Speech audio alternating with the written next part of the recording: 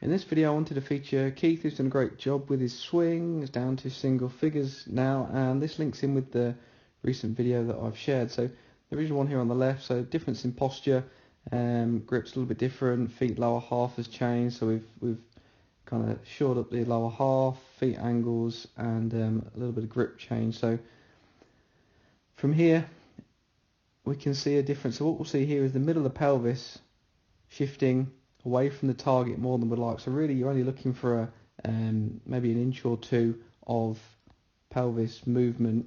So where the middle of this is, doesn't need to move away from the target more than an inch or two, and this will help you with the consistency of the strike and also what the knock-on effect of the rest of the body. So as we can see here in this one, the middle of the pelvis shifts too far into or away from the target, into the right leg or away from the target. The left knee comes in and we can see the pressure rolling onto the outside of this foot and this leg here.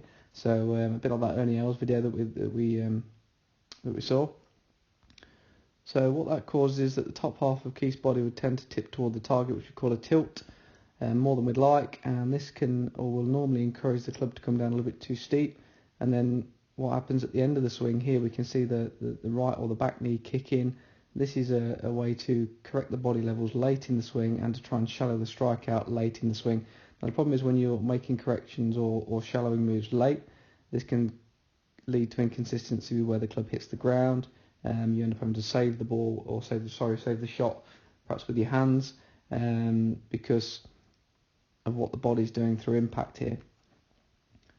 So the new one, what we'll see a difference is the middle of the pelvis is far more stable, doesn't move as far back. The right hip works back better. The back knee has got more flex in it. So this is a very different turn or movement into the top of the swing now. So this affects Keith's spine angle, his hip levels, knee position. Then as he comes in, this body position helps him to shallow the club early. And at the bottom of the swing now, he doesn't need to kick his right knee in to level the pelvis and to try and shallow the strike. So the back leg looks much straighter, which allows his shoulders to rotate around the upper part of his back better, and he then can get his body to cover the ball or stay over the ball more through the strike, which will give him greater consistency with the strikes. As we look from the back here, you'll see a difference in the posture, so more rounded here on the left, not so much on the right of the screen. This one, as he starts the downswing, we can see the hands and the arms shift out toward the ball, which is kind of a classic more over the top move.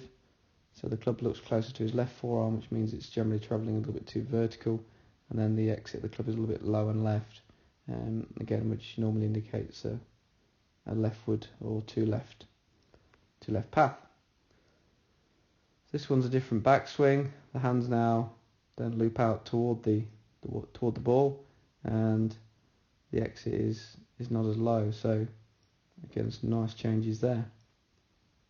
So great work from Keith. I'm sure he's going to have another good season this season.